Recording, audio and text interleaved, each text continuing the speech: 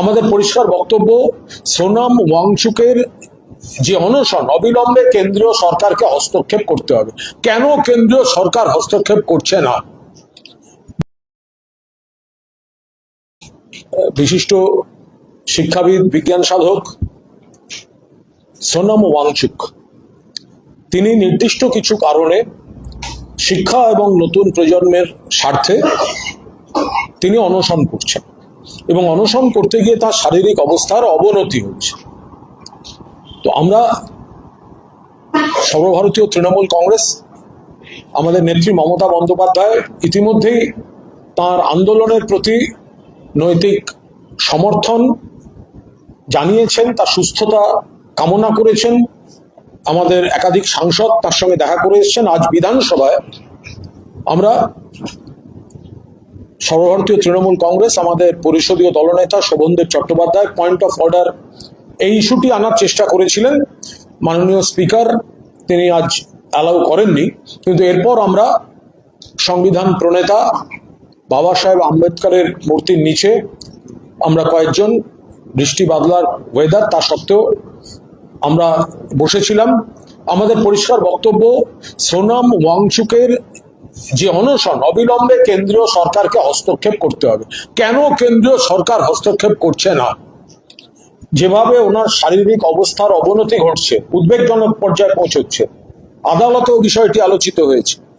কেন কেন্দ্রীয় সরকার তার সঙ্গে আলোচনায় যাচ্ছেন না এবং তার ইস্যুগুলি নিয়ে তার সঙ্গে আলোচনায় গিয়ে তার অনশন কিভাবে বাস্তবসম্মতভাবে ঠিকঠাকভাবে প্রত্যাহার করানো যায়, তাকে তার আন্দোলন, তার কজগুলোকে কিভাবে অ্যাড্রেস করা যায়, কেন কেন্দ্রীয় সরকার করছেন না?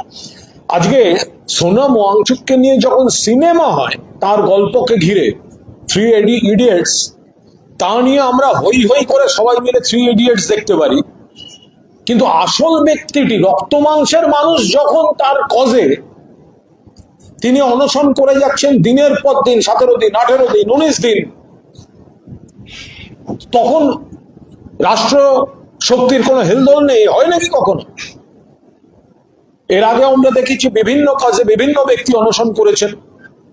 কখনো জমির ইস্যুতে মমতা বন্দ্যোপাধ্যায়, টাডার ইস্যুতে মমতা বন্দ্যোপাধ্যায়, কখনো আন্না হাজারে, বা আরো ইতিহাসের পুরনো দিনে দেখতে গেলে তো মহাত্মা গান্ধী থেকে শুরু করে একদম পরপর এই গোটা বিষয়টা আমরা জানি। কিন্তু আজ যখন আজকের দিনে সোনাম ওয়াংচুক রয়েছেন, অনশনে রয়েছেন এবং তার শারীরিক অবস্থার অবনতি হচ্ছে, আমাদের বক্তব্য অবিলম্বে কেন্দ্রীয় সরকারকে হস্তক্ষেপ করতে হবে এবং বাস্তবসম্মত সলিউশন এবং যে কজগুলো, যে কারণগুলোতে সোনাম ওয়াংচুক তিনি তার আন্দোলন জারি রেখেছেন, সেই কজগুলোর বাস্তবসম্মত সমাধানের আলোচনার দরজা খুলে এই অনশনের সমস্যাটিতে কেন্দ্রীয় সরকারকে হস্তক্ষেপ করতে হবে।